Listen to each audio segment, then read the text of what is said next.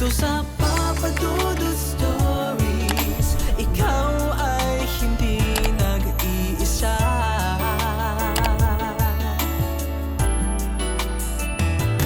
Dito sa Papa Dudut Stories, may nagmamahal sa'yo. Papa Dudut Stories, Papa Dudut Stories. Dear Papa Dudut, sa lahat po ng mga nakatutok ngayon, huwag pong kalimutan mag-like, mag-share at mag-subscribe. Maraming salamat po sa inyong lahat.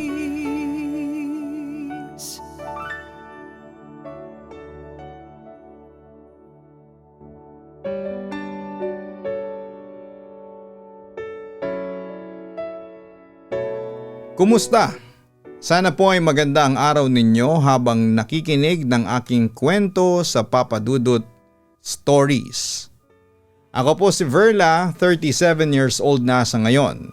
Isang ina sa araw pero pokpok naman at dating adult content creator naman sa gabi. Kilala ko sa alias kong Queen V. At hindi naman sa pagmamayabang pero maraming lalaki ang nahuhumaling sa akin. Aminado akong hindi ako masyadong kagandahan. Sakto lang pero napakagaling ko sa performance. Kaya hinahanap-hanap ako ng mga kalalakihang naghahanap ng panandaliang aliw. Pero Papa Dudut, siguro'y nagtataka kayo kung bakit ako nauwi sa ganitong trabaho. Yon ang ikakwento ko sa inyo ngayon. Bata pa lamang ako nang maghiwalay sina mama at papa.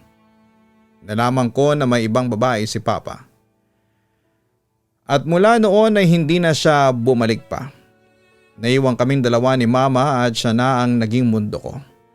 Lumaki akong nakikita ang lahat ng sakripisyo ni mama. Siya ay may regular na trabaho. Maagang umalis at gabi na kung makauwi. Hindi siya nag-asawa ulit at minsan ay iniisip ko na baka dahil ayaw na niyang masaktan. Bata pa ako pero alam ko na mahirap ang kanyang pinasan. Habang lumalaki ako ay unti-unti rin akong nadadala ng impluwensya ng barkada. Sa high school ay naging normal na ang inom dito at inom doon. Minsan nawawala na ako ng disiplina. Mas inuuna ko ang gimmick kesa sa pag-aaral. Kahit alam kong pinaghihirapan ni mama ang lahat, madalas pa rin akong nagpapadala sa barkada. Isang gabi bandang 11:00 dahil masyado na akong lasing noon, ay doon na lamang ako nakitulog sa bahay ng kaklase kong lalaki na si Tommy. Dalawa lang naman sila ng tatay niya ang nakatira doon. Hiwalay kasi ang mga magulang ng kaklase ko. At yung tatay niyang si Rodel ay nabalitaan kong isang callboy at macho dancer. At nakita ko na rin ang tatay ni Tommy at ng mga panahong yon ay crush na crush ko yon. Kasi guwapo at malakas ang sex appeal. Ang totoo niyan ay kamukha niya ang 90s male sexy star na si Leandro Baltimore. At kahit may edad na ay ang ganda pa rin ang pangangatawan nito at parang ang bango-bango pa rin niya. Mabalik tayo sa aking kwento. Yun na nga pagkatapos kong makatulog ay nagising ako bandang 3:00 ng madaling araw. Bumangon ako para pumunta ng CR. At para uminom ng tubig. Pagkatapos noon, nang babalik na ako doon sa kwarto ay nakita kong bukas ang pinto ng isa pang kwarto. Pumasok ako doon at nakita ko si Rodel na natutulog. Wala siyang damit na pangitaas pero nakasuot ng red na boxer shorts. Napatingin ako, Papa Dudut, sa katawan ng ama ni Tommy at hindi ko mapigilang mapalunok. Paano ba naman kasi kahit natulog si Rodel ay nangaakit pa rin po ito. At kahit na babae ako ay humahanga din ako sa angking kakisigan ng isang lalaki. By the way, 18 years old na ako that time. Kahit nasa third year high school pa lamang ako noon. At nawala ang aking virginity nung ako'y 15 pa lamang dahil nagkaroon ako ng boyfriend noon. At dahil nasa tamang edad na ako ay wala akong takot na i-express ang sarili ko pagdating sa mga nararamdaman ko, especially kapag tungkol sa love at sex. Sumabalik tayong muli sa kwento ko. Pumasok ako sa kwarto at doon ay nilapitan ko si Rodel. Naghihilig pa nga ito at nakatihaya kung matulog. Sinamantala ko naman ang pagkakataon at umupo ako sa tabi ng higaan ng tatay ni Tommy. Dahan-dahan kong hinawakan ang katawan nito. At nakaramdam ako ng init sa katawan ko. Ang utak ko'y nagulo. Alam kong mali, alam kong bawal. Pero sa gabing yon ay tila sinusubok ako ng sarili kong demonyo. Humiga ako sa tabi ni Rodel. Yakap lang sana. Simpleng lambing lamang ang gusto ko. Pero habang nakahiga ako ay naramdaman kong lumalaban ang isipan ko. May boses na nagsasabing huwag at may boses namang nagtutulak sa akin na ituloy ang maling iniisip. Nagpigil ako at pinikit ko ang aking mga mata at pilit na kinalma ang sarili. Hindi yon madaling gawin lalo na't naroon ako sa sitwasyong alam kong tukso ang kalaban. Maya-maya dahil hindi na kinaya ng katawan ko ang matinding pagnanasa sa tatay ni Tommy, hinalikan ko na ito sa labi nito. Pababa sa leeg hanggang sa makarating ako sa dibdib niya kung saan ay naging malikot ang aking mga labi. Nagpatuloy ako sa pagsisid hanggang sa marating ko ang kanyang natutulog na alaga. Doon ko ibinuhos ang lahat ng init na nararamdaman ko. Habang sayang-saya ako sa aking ginagawa ay hindi ko alam na gising na pala noon si Rodel at nakatingin na sa akin. Doon ay nakaramdam ako ng hiya at napatigil ako sa aking ginagawa. Sige, tuloy mo lang. Huwag kang mahiya. Nakangiting wika ni Rodel sa akin. At doon na nagsimula ang milagro.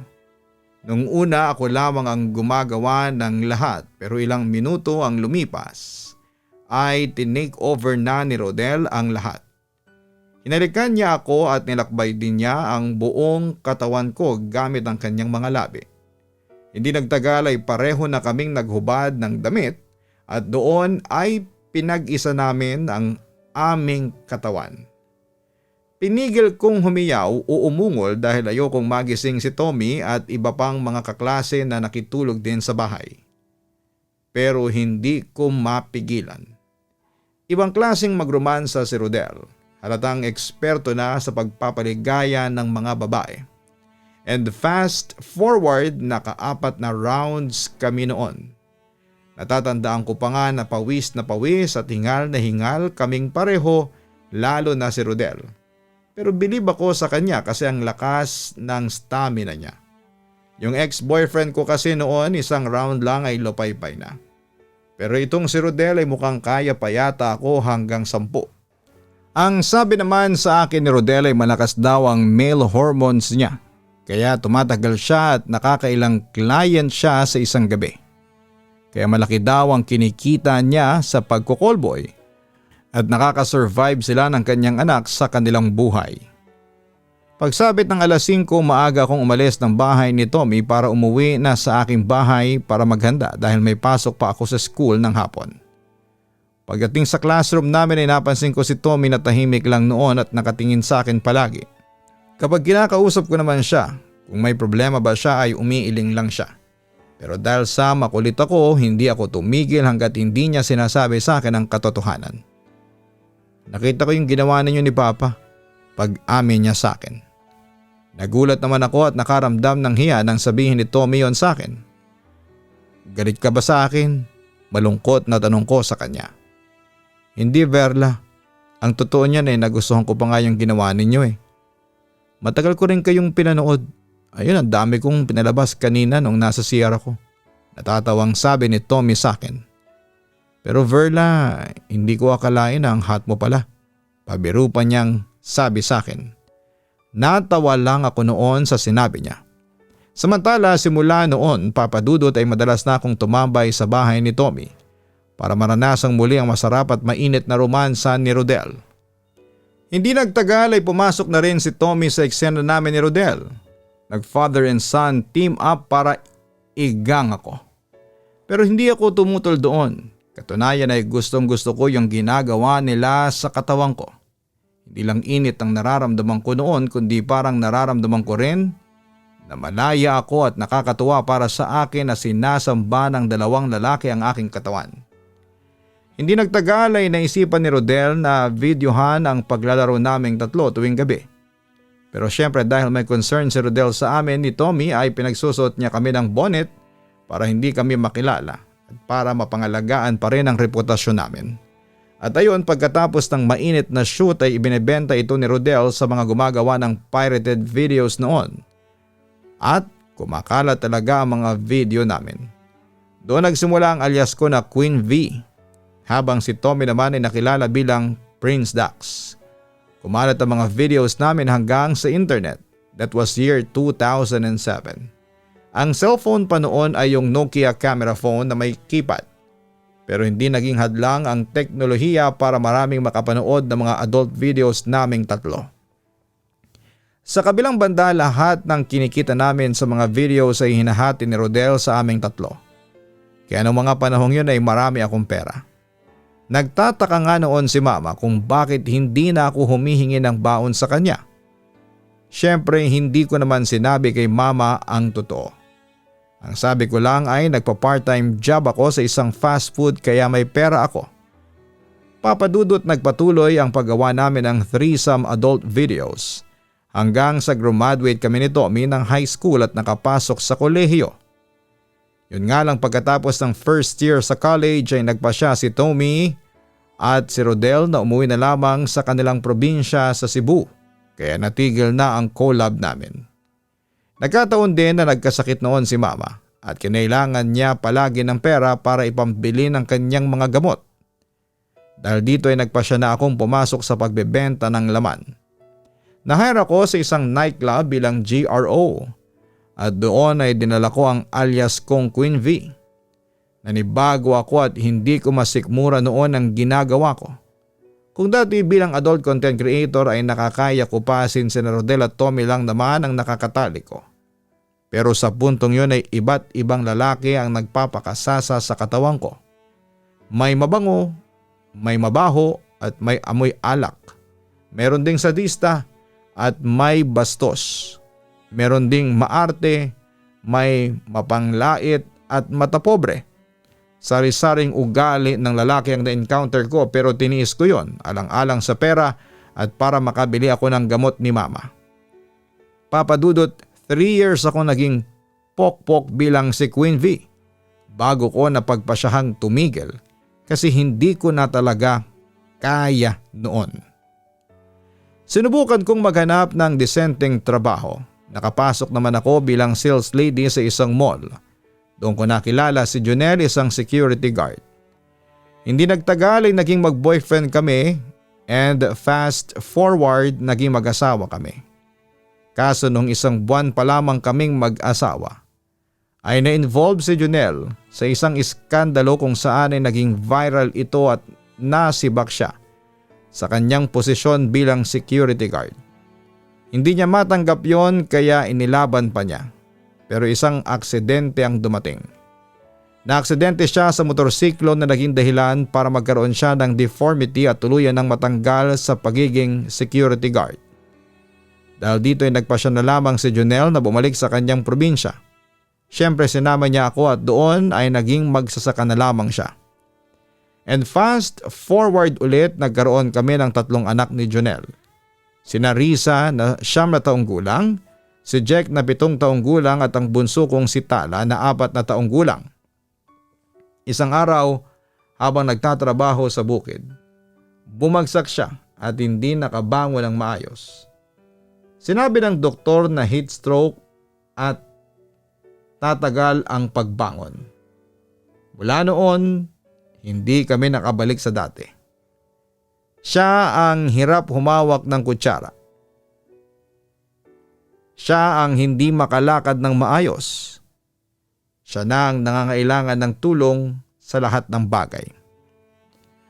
Alam nyo, ang pagpapakasipag ko noon ay naglalaba, nagluluto, namamalengke at gumagawa ng maliit na sideline. Pero habang tumatagal ay lumalaki din ang gastusin. Nag-aaral ang mga anak ko, may kuryente, tubig, gamot at may mga araw na ubos talaga ang pera. May mga araw din na nagkakasakit kami.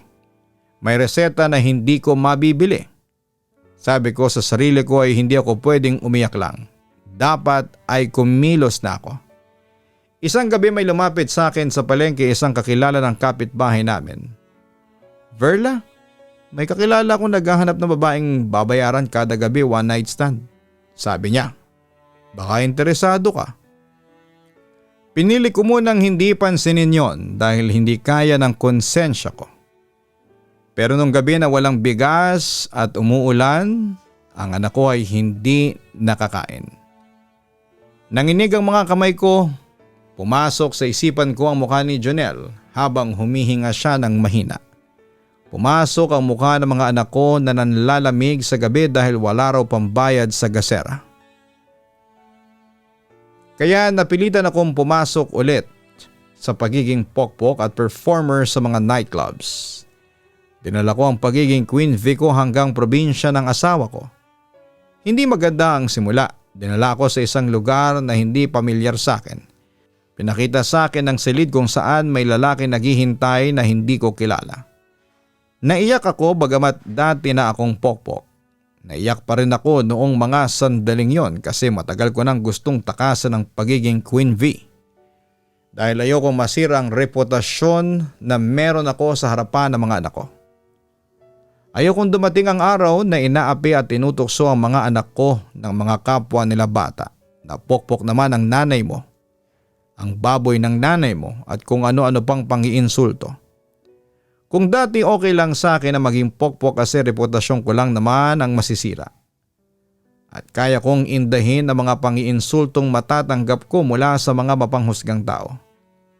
Pero ngayong may pamilya na ako, lalo na 3 ang anak ko tapos ay 2 doon ay babae din katulad ko. Nawalan ako ng kapal ng muka at ayokong maranasan ng pamilya ko ang mga panlalait na natatanggap ko. Pero naging desperada na ako noon, Papa Dudut. Lalo na kapag naiisip ko si Jonel. Mahal ko ang asawa ko at ayoko mawala siya sa akin kaya pikit mata kong ginampanan ang pagiging isang Queen V.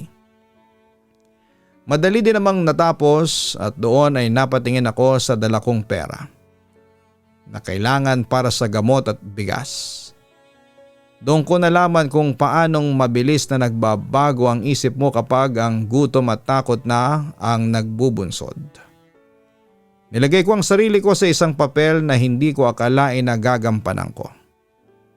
Minsan nagtataka ako kung paano ko nagawang ilihis ang tingin ng sarili ko.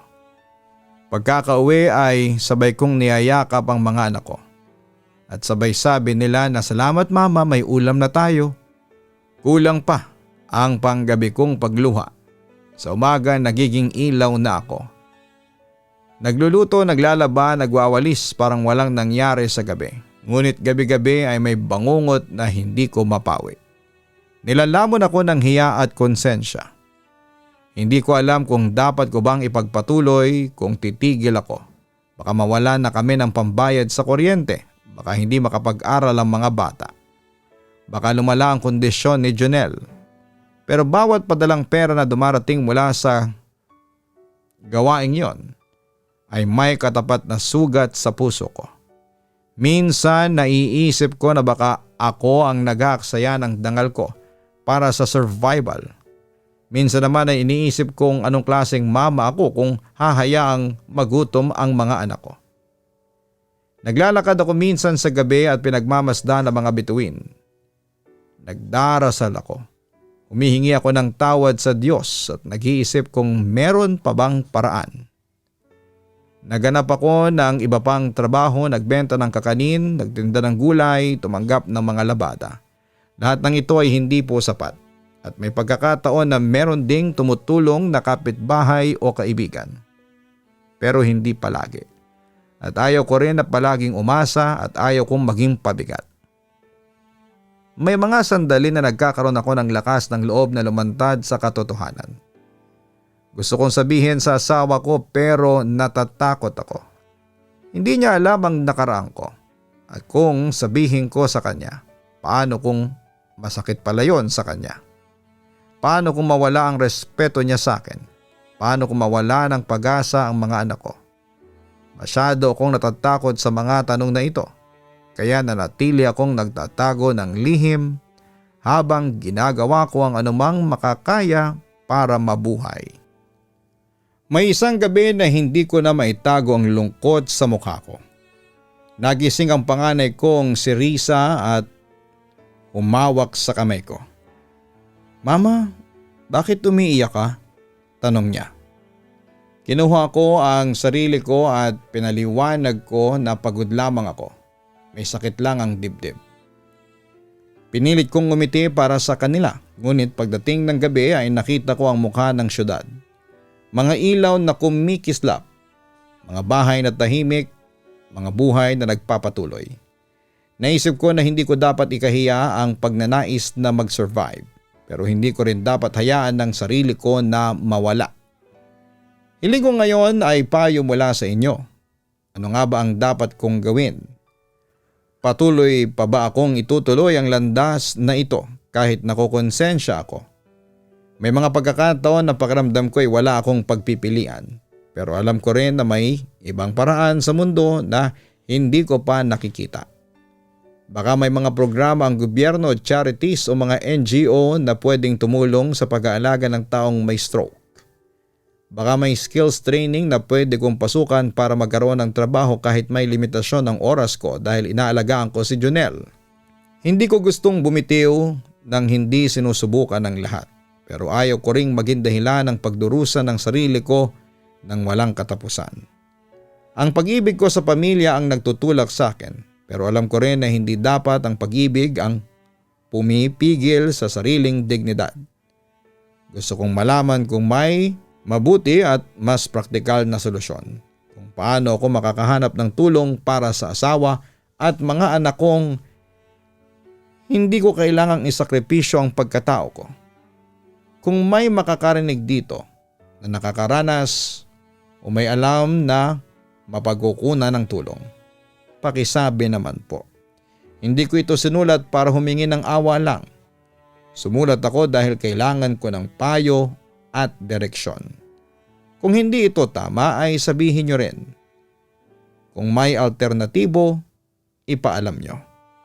Nais ko lang makapiling ang pamilya ko ng buong puso at buong dangal kung maaari. Maraming salamat po sa pakikinig at sana po ay makatulong ang mga payo ninyo para makapili ako ng tamang landas.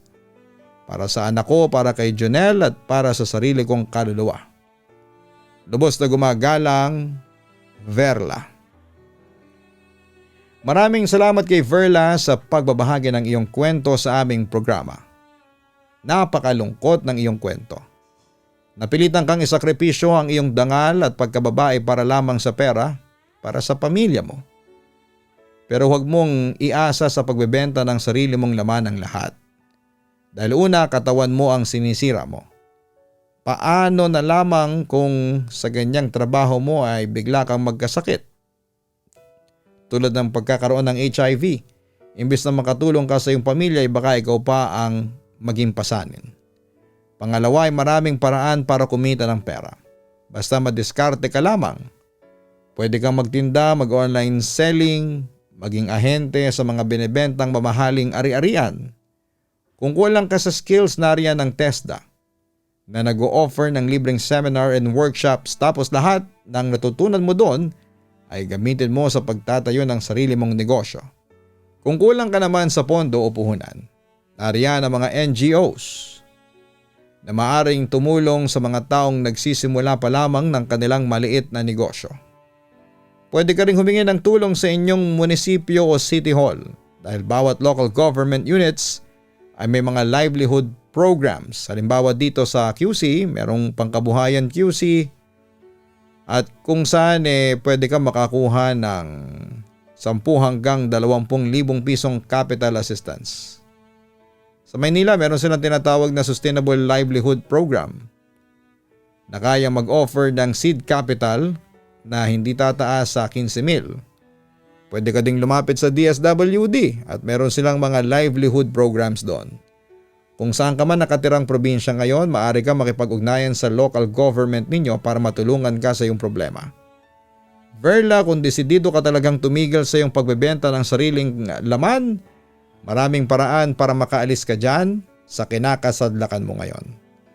Lakasan mo ang iyong loob at isapuso mo na gusto mo talagang magbago at mangyayari yan kung ikaw ay magpupursige.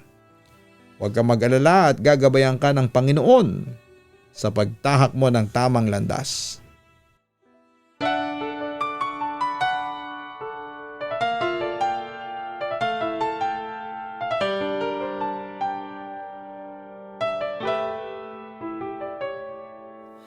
Ang buhay ay mahiwaga, laging may lungkot at saya. Sa Papa Dudut Stories, laging may karamay ka.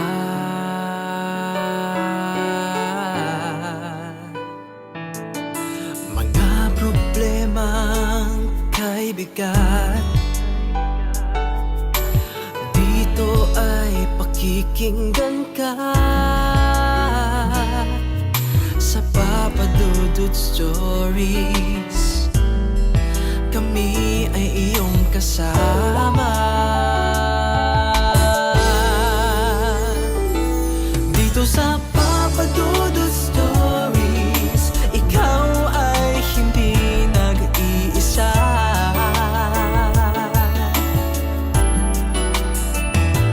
Dito sa Papa Dudut Stories, may nagmamahal sa'yo. Papa Dudut Stories, Papa Dudut Stories, Papa Dudut Stories.